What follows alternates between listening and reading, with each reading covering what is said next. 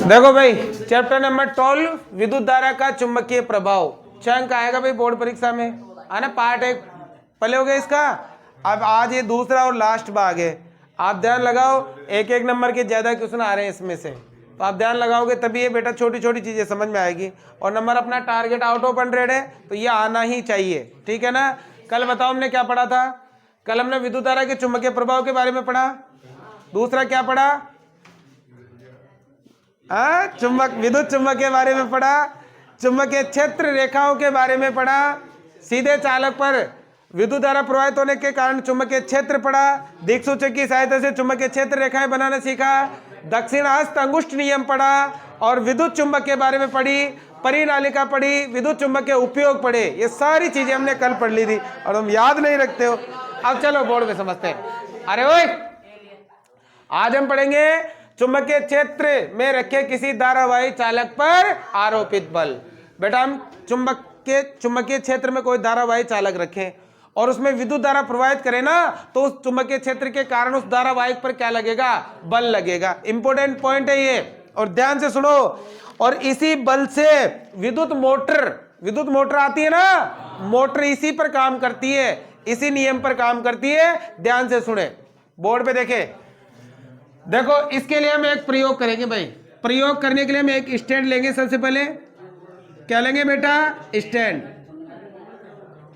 ये हमने एक स्टैंड लिया है, ठीक है। ये हमने एक स्टैंड लिया है भाई। अब स्टैंड लेने के बाद हम क्या करेंगे, एक धारावाही चालक लेंगे। एल्यूमिनियम की छड़ ले लेते हैं। धारावाही चालक का मतलब जिसमें विद्युत धारा क्या होती हो, प्रवाहित। तो बेटा हमने एक एल्यूमिनियम की छड़ ले ली भाई, और इस एल्यूमिनियम की छड़ को एक संयोजक तार की सहायता से इसके क्षैतिज लटका दिया। ये एक तार ले लिया भाई, ठीक है। और इस तार की सहायता से इसको, हाँ आ जाओ बेटा,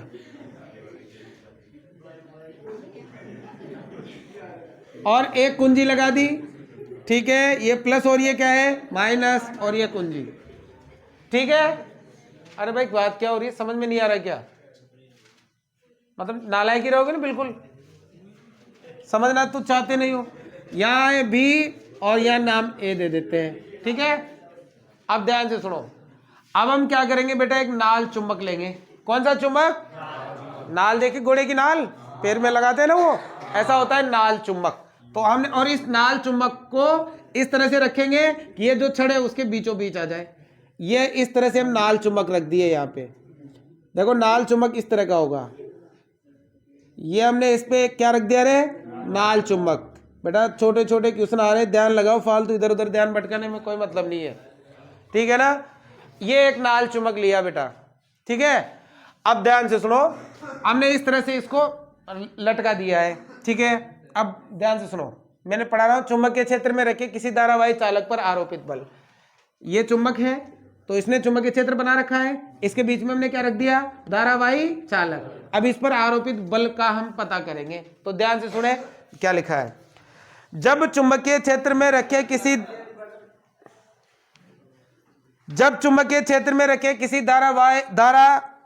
किसी चालक तार में विद्युत धारा प्रवाहित की जाती है, तो उस छड़ पर क्या लगता है, बल लगता है। क्या लगता है बेटा, बल। इस बल, अरे भाई 9, देखो अब बेटा हम क्या करेंगे, ऐसा सेटअप तैयार कर लिया है, ठीक है। उसके बाद हम क्या करेंगे, इस बैटरी से इस एल्यूमिनियम की छड़ में विद्युत धारा प्रवाहित करेंगे। अब बताओ विद्युत धारा देखो किधर, प्लस से किधर होती है, माइनस, मतलब विद्युत धारा बी से किसकी तरफ जा रही है, ए की तरफ। जब विद्युत धारा बी से ए की तरफ गई, तो हम देखते हैं कि इस छड़ में विक्षेप आ गया। इस छड़ में क्या आ गया, और बेटा विक्षेप आया दाईं ओर। विक्षेप किस साइड में आया, विक्षेप आ गया, मतलब इस छड़ पे क्या लग गया, बल लग गया। क्या लग गया, बल। जब विद्युत धारा का प्रवाह बी से किधर था, ए की ओर। समझ में आया।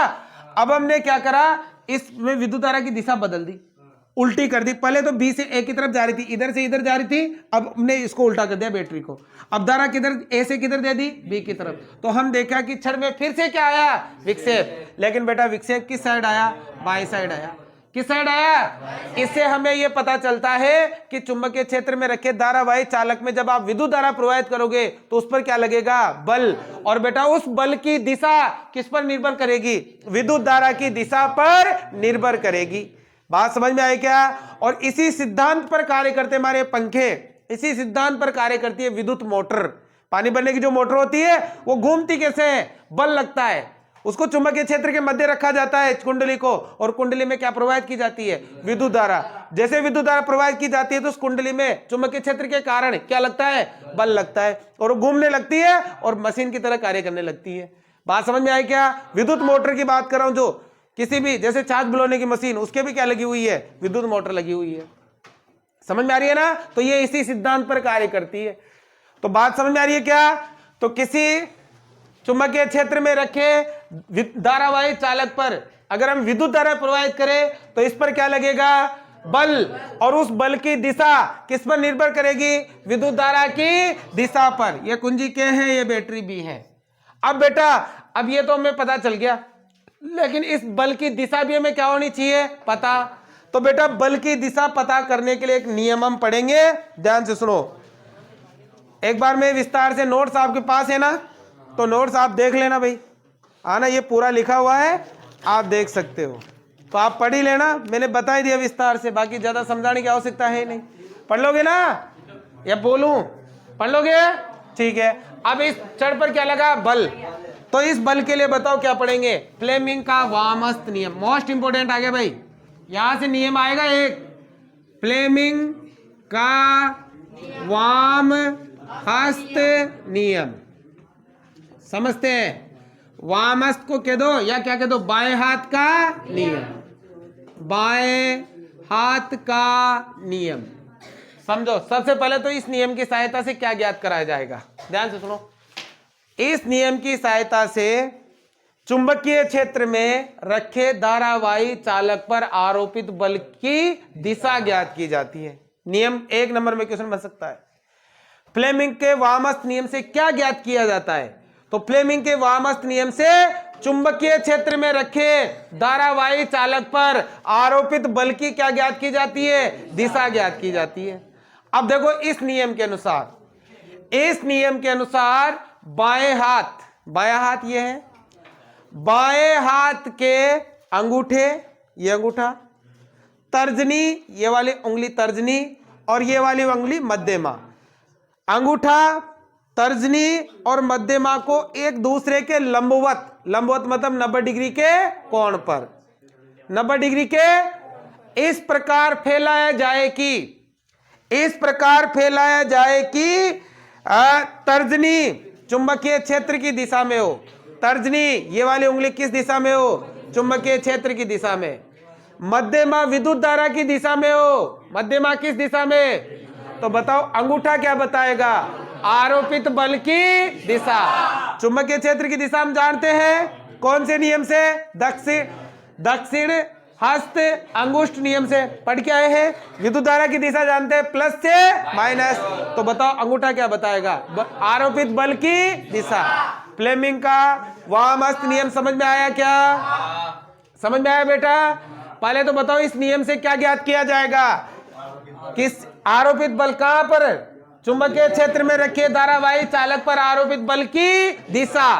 तो यह नियम क्या कहता है? बाएं हाथ से, बाएं हाथ से, ये बायां हाथ है, बाएं हाथ से के अंगूठा, तर्जनी और मध्यमा को एक दूसरे के लंबवत इस प्रकार फैलाया जाए, 90 मतलब 90 डिग्री के कोण पर इस प्रकार फैलाया जाए कि तर्जनी किस दिशा में हो? चुंबकीय क्षेत्र की दिशा में।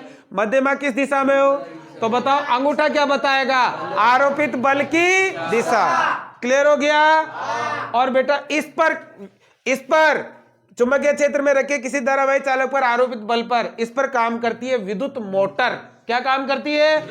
आपके सिलेबस से हटा दी गई है तो उसको हम नहीं पढ़ेंगे, लेकिन ध्यान रखिएगा इस प्रभाव पर कौन काम करती है? विद्युत मोटर काम करती है। मिटा दूं क्या इसको?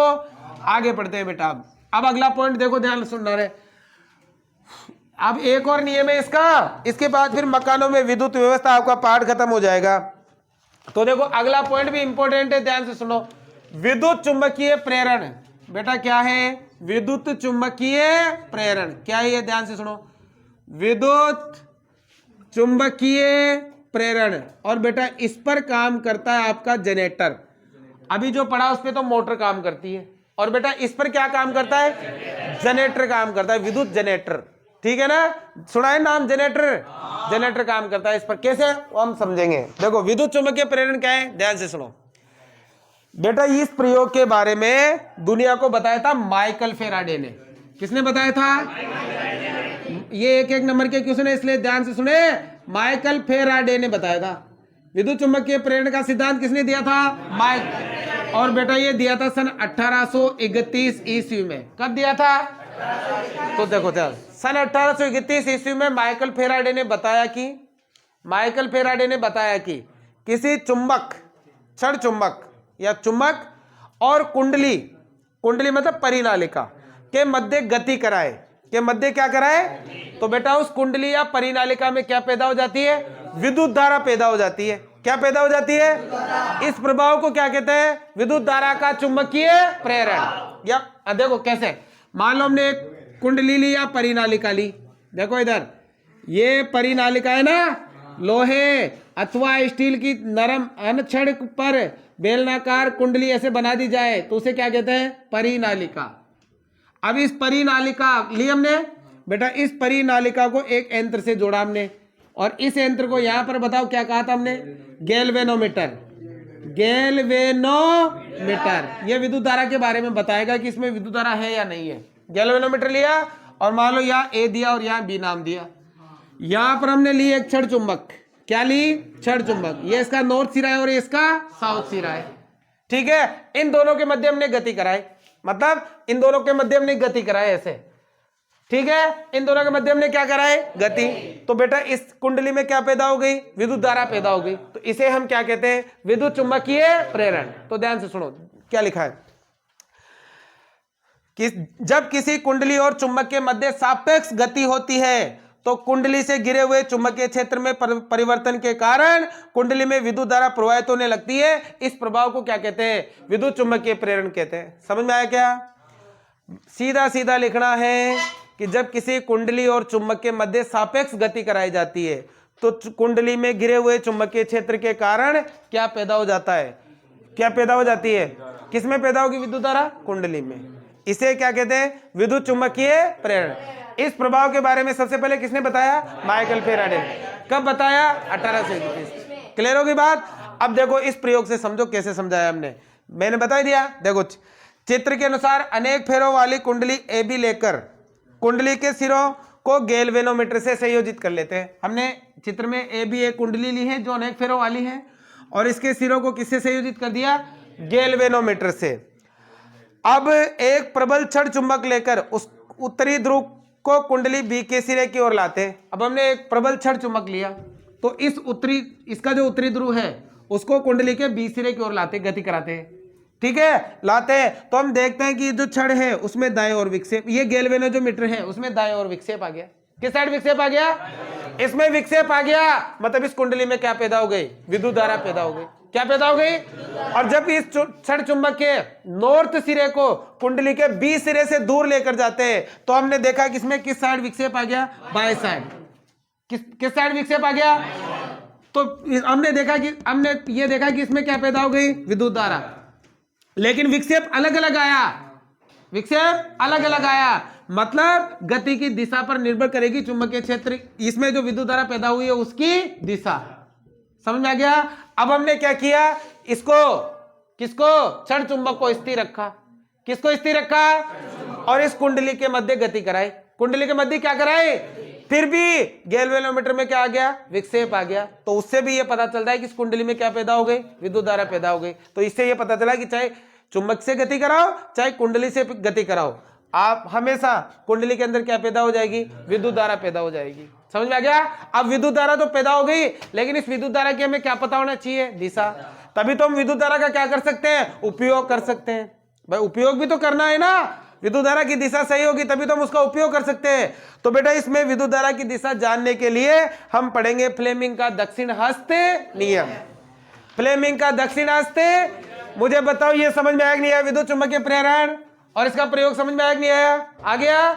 जब किसी कुंडली और चुंबक के मध्य सापेक्ष गति होती है तो कुंडली से गिरे हुए चुंबकीय क्षेत्र के कारण इस कुंडली में क्या उत्पन्न हो जाती है? विद्युत धारा। इसे विद्युत चुंबकीय प्रेरण कहते हैं। इसका प्रयोग आस्टे ने इस प्रकार से किया। एक कुंडली ली अनेक फेरों वाली, उसको गैल्वेनोमीटर से संयोजित कर दिया, उसके पास एक प्रबल छड़ चुंबक लिया, उसने कुंडली को ए बी नाम दिया, कुंडली के बी सिरे की ओर क्या लेके आया? वो चुंबक का नॉर्थ सिरा ऐसे गति कराता हुआ लेके आया, तो इस गैल्वेनोमीटर में किस साइड विक्षेप आ गया? दाईं ओर।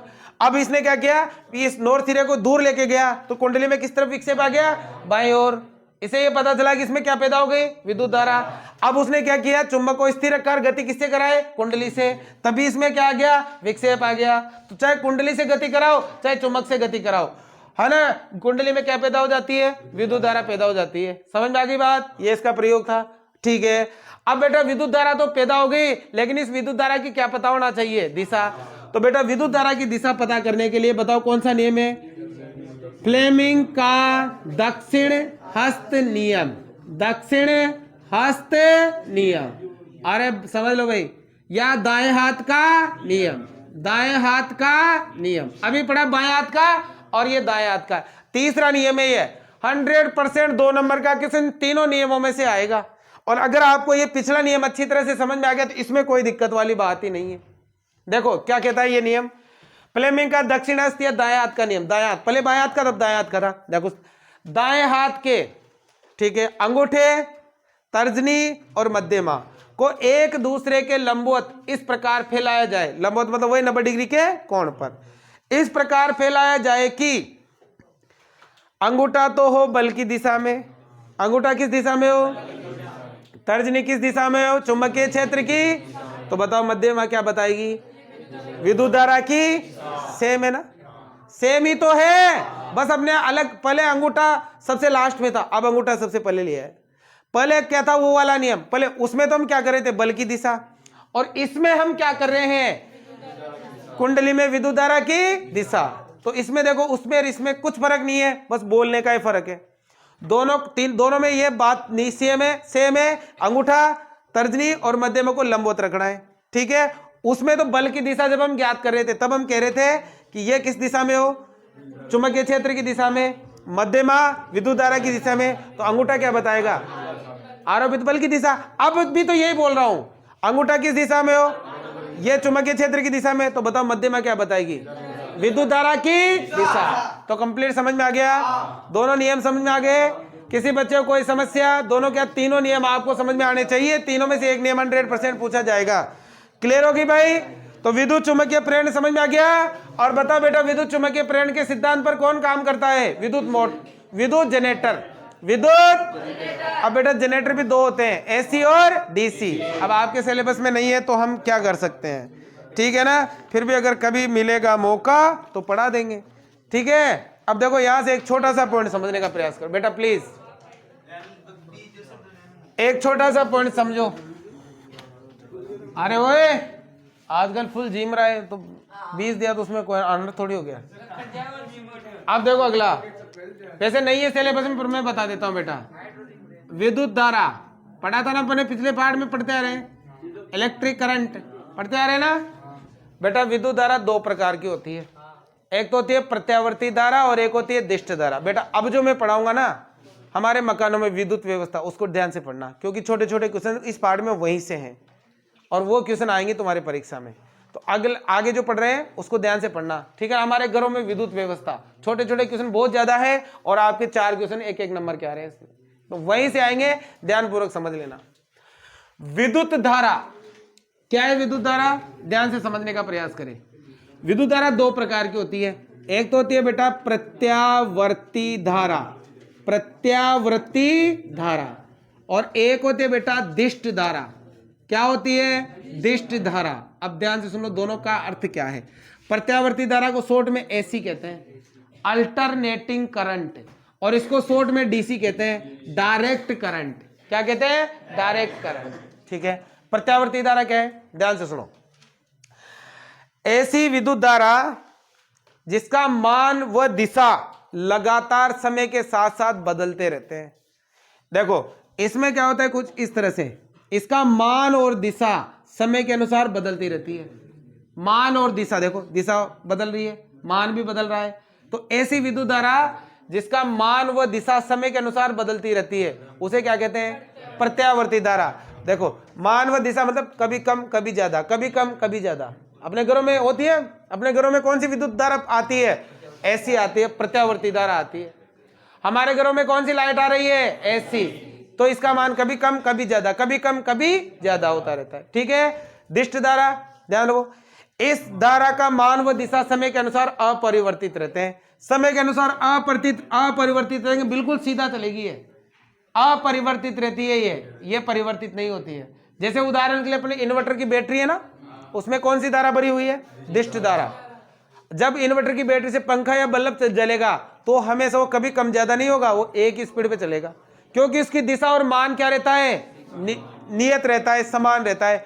और जबकि बिना इन्वर्टर के चलेगा तो कभी कम कभी क्या होगा? ज्यादा। यूं समझो घर पे मोटर चल रही है अपनी, अगर ट्रांसफार्मर से चल रही है बिजली से तो कभी वोल्टेज 300 आ जाऊगा, कभी 350 आ जाऊगा, कभी 250 रह जाऊगा, कभी मोटरी उठक होना, क्या देना आपने उठरी को ना तो वोल्टेज ही कमाया जाए। तो वो कौन सी धारा है? ऐसी।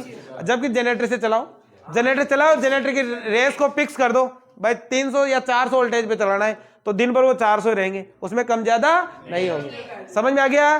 ठीक है, अंतर भी हो जाएगा इनमें। और इसका सिंबल ये है बेटा, ये एसी का सिंबल है, ये डीसी का सिंबल है, याद रखना। बात समझ में आ गई? अब देखो इधर और दूसरा, इसका रूपांतरण दिष्ट धारा में संभव है। बताओ एसी को किस में बदला जा सकता है? डीसी में। एसी को किस में बदला जा सकता है? अरे बदल रहा है ना इन्वर्टर एसी को बैटरी में भर रहा है, क्या बना रहा है? डीसी बना रहा है ना। डीसी को एसी में नहीं बदला जा सकता, डीसी को एसी में। और अगला अंतर देखो, प्रत्यावर्ती में ये खतरनाक होती है। ये क्या होती है? क्योंकि ये चुंबक की तरह मनुष्यों को अपनी ओर क्या करती है? और हेमराज के पास पहुंचा देती तुरंत। ये मनुष्य को अपनी ओर आकर्षित, ये खतरनाक होती है। जबकि ये कम खतरनाक होती है, खतरनाक तो ये भी होती है, ये मनुष्य को अपनी ओर आकर्षित नहीं करती है।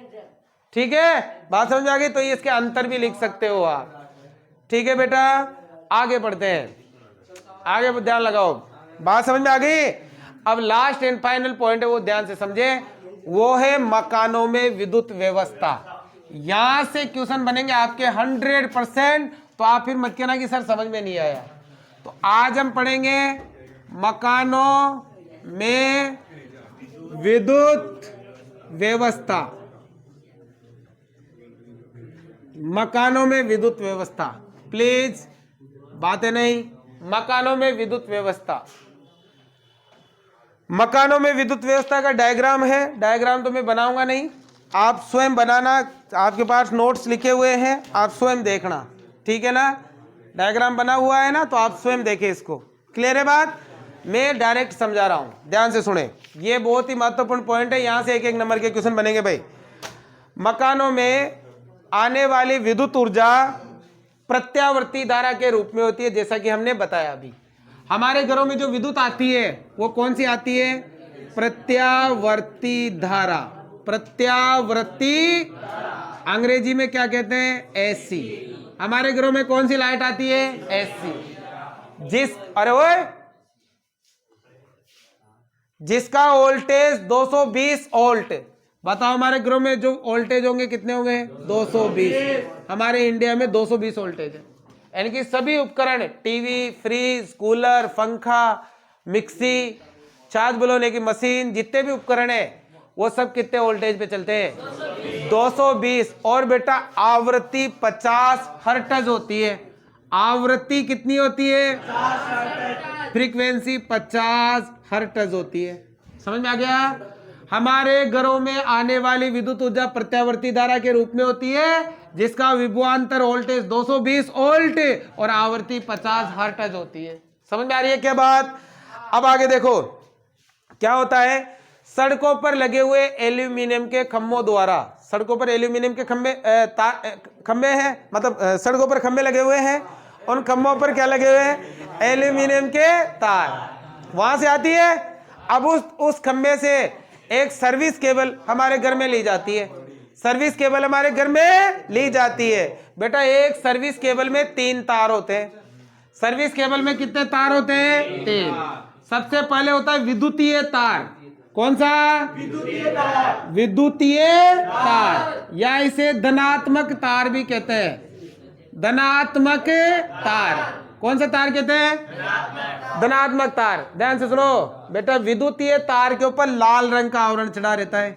कौन से रंग का? याद रखना, विद्युतीय तार के ऊपर कौन से रंग का आवरण?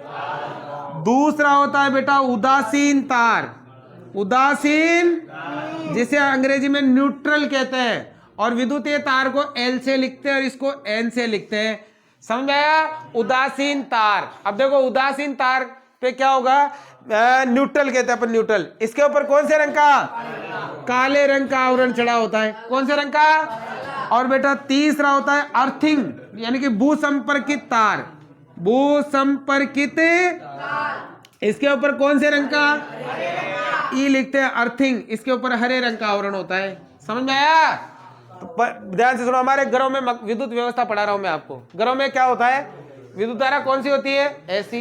वोल्टेज 220 वोल्ट और आवृत्ति 50। सड़कों पर लगे हुए खंभों पर किसके तार लगे हुए होते हैं? एल्यूमिनियम के। फिर वहां से एक सर्विस केबल हमारे घरों में आती है। उस सर्विस केबल में कितने तार होते हैं? 3। पहला धनात्मक तार या विद्युतीय तार, जिसे जो कौन से रंग का होता है? लाल।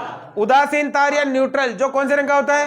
काले रंग का। और तीसरा भूसंपर्कित तार, अर्थिंग, जो कौन से रंग का होता है? हरे रंग का होता है। ठीक है, अब क्या होता है ध्यान से सुनो। मकानों में विद्युत व्यवस्था में सबसे पहले विद्युतीय तार को फ्यूज से जोड़ा जाता है। सबसे पहले ये जो विद्युतीय तार है ना, इसको किससे जोड़ा जाता है? फ्यूज से जोड़ा जाता है। सबसे पहले फ्यूज से जोड़ा जाएगा। फ्यूज पढ़ाया था पिछले पाठ में, पढ़ाया था ना। ऐसी युक्ति जो परिपथ में कौन से क्रम में जुड़ती है? श्रेणी क्रम में। और परिपथ में शॉर्ट सर्किट होने पर परिपथ को क्या कर देती है? तोड़ देती है। मतलब हमारे उपकरणों की सुरक्षा करती है। और ये फ्यूज मिश्र धातु का बना होता है। कौन सी धातु का? मिश्र धातु का बना होता है। कौन सी धातु का बना होता है? मिश्र धातु का। समझ में आ रही है क्या बात? अब आगे बढ़ते हैं। तो सबसे पहले क्या करोगे भाई? विद्युतीय तार को काहे से जोड़ोगे? फ्यूज से जोड़ देंगे। उसके बाद विद्युतीय और उदासीन, विद्युतीय और दोनों तारों को घर के मीटर में जोड़ा जाता है। काय में लगा रहता है, बाहर घर के बाहर मीटर में जोड़ा जाता है। फिर मीटर में जोड़ने के बाद वितरण बॉक्स में जोड़ा जाता है। काय में? वितरण बोर्ड में। वितरण बोर्ड मतलब पूरे घर का एक जगह रहता है ना कनेक्शन, डिब्बा बना रहता है बड़ा वाला, है ना, पूरे उसमें। और उसमें एमसीबी लगे हुए रहते हैं, मिनिएचर सर्किट ब्रेकर। और वो जो एमसीबी है ना, वो फ्यूज का काम करती है, तो उसमें जोड़ा जाता है। ठीक है, फिर वहां से अलग अलग कमरों में क्या दे दी जाती है? सप्लाई दे दी जाती है। अलग अलग कमरों में क्या दे दी जाती है? सप्लाई दे दी जाती है। समझ में आ गया? कोई समस्या? सबसे पहले क्या करेंगे? विद्युतीय तार में क्या जोड़ा जाएगा? फ्यूज। फिर विद्युतीय वो उदासीन तार को किससे जोड़ेंगे? मीटर से। फिर मीटर से कहां ले जाएंगे? और फिर इस वितरण बॉक्स से जहां भी सप्लाई देनी है, 2 कमरों में, बेडरूम में, हॉल में, किचन में, बाथरूम, लेटरिन में, सब में यहां से सप्लाई दे दी जाएगी। बात समझ में आ गई? अब आगे बढ़ो। घरों में विद्युत व्यवस्था कौन से क्रम में होती है? समांतर क्रम में। याद रखना, हमारे घरों में विद्युत व्यवस्था कौन से क्रम में होती है? समांतर क्रम में होती है बेटा। ठीक है, अब देखो समांतर क्रम में क्यों होती है, ध्यान से सुनो। हमारे घरों में विद्युत व्यवस्था, एक क्वेश्चन छोटे छोटे, हमारे घरों में विद्युत व्यवस्था कौन से क्रम में होती है? देखो समांतर क्रम में क्यों होती है, ध्यान से सुनो। क्योंकि इस व्यवस्था का यह लाभ है कि प्रत्येक विद्युत उपकरण को चलाने के लिए समान वोल्टेज मिलते हैं। भाई कितना वोल्टेज चाहिए? 220 वोल्ट, है ना, चाहिए ना। तो प्रत्येक विद्युत उपकरण को चलाने के लिए समान वोल्टेज मिल जाएंगे। एक तो ये फायदा है। दूसरा, अगर एक उपकरण खराब हो गया तो उसका प्रभाव दूसरे उपकरण पर नहीं पड़ेगा। श्रेणी क्रम संयोजन तो ऐसा था ना, एक के पीछे एक, एक के पीछे एक। अगर एक खराब हो गया तो सारे खराब हो जाएंगे फिर श्रेणी क्रम में। और उसमें ऐसा था ना, एक यहां, फिर एक नीचे, फिर एक नीचे, ऐसे था ना। तो मान लो एक खराब हो गया तो इन दोनों पर कोई फर्क नहीं पड़ेगा। समझ में आ गया? तो बताओ समांतर क्रम का लाभ क्या है? एक तो सभी उपकरणों को क्या मिलेंगे? समान वोल्टेज। दूसरा, एक खराब हो जाएगा तो उसका दूसरे पर प्रभाव नहीं पड़ेगा। बात समझ में आ रही है क्या? कोई दिक्कत बेटा? अब मुझे बताओ, ये जो हमारे शादी ब्याह में डेकोरेशन की लाइटें होती है वो भी कौन से क्रम में जुड़ी होती है? समांतर क्रम में। समांतर क्रम में होती है ना, ताकि एक दो खराब हो जाए तो बाकी पर असर नहीं पड़े। तो वो भी कौन से क्रम में जुड़ी होती है? याद रखना अच्छी तरह से। समझ में आ गया? आपका पाठ खत्म होने वाला है, थोड़ा सा पॉइंट और है। अब है बेटा अतिभारण। ये पॉइंट ध्यान से सुन लो, 100% आएंगे एक एक नंबर में। अतिभारण और एक है बेटा लघु पतन। लघु पतन, अतिभारण और एक क्या है? लघु पतन। ठीक है, अतिभारण और लघु पतन क्या है समझो ध्यान से। बातें मत कर प्लीज। अतिभारण क्या है और लघु पतन क्या है? देखो, जब विद्युतीय तार और उदासीन तार सीधे संपर्क में आ जाए, विद्युतीय तार और उदासीन तार सीधे क्या आ जाए? संपर्क में, तो उसे क्या कहते हैं? अतिभारण। आप कहते हैं बढ़ जाओ, दोनों बढ़ जाओ, शॉर्ट हो जाओ, है ना? कौन सा? विद्युतीय तार और उदासीन तार दोनों सीधे संपर्क में आ जाए तो वो क्या होता है? अतिभारण। और बेटा लघु पतन देखो, अतिभारण होने की स्थिति में, अतिभारण होने की स्थिति में परिपथ का जो वोल्टेज है यानी कि विद्युत धारा का मान है वो बढ़ जाती है। परिपथ में अतिभारण होने पर विद्युत धारा का मान क्या होता है? बढ़ जाता है। और विद्युत धारा का मान बढ़ जाने से क्या होता है? लघु पतन होता है। क्या होता है? लघु पतन। समझ में आ गई क्या? समझ में आ गया? अब बेटा अतिभारण और लघु पतन से बचने के लिए क्या लगाए जाते हैं? फ्यूज लगाए जाते हैं। फ्यूज कौन से क्रम में जुड़ेंगे? श्रेणी क्रम में। और फ्यूज क्या है? ये मिश्र धातु से बना तार है जिसका गलनांक कम होता है और जूल के तापन नियम पर काम करता है। किस पर काम करता है? जूल के तापन नियम पर काम करता है। मतलब अगर अतिभारण या लघु पतन हो गया तो ये अत्यधिक उष्मा पाकर पिघल जाता है और परिपथ को क्या कर देता है? तोड़ देता है, जिससे हमारे उपकरण क्या होते हैं? बच जाते हैं। क्या आपको समझ में आया? आपका पाठ खत्म हुआ।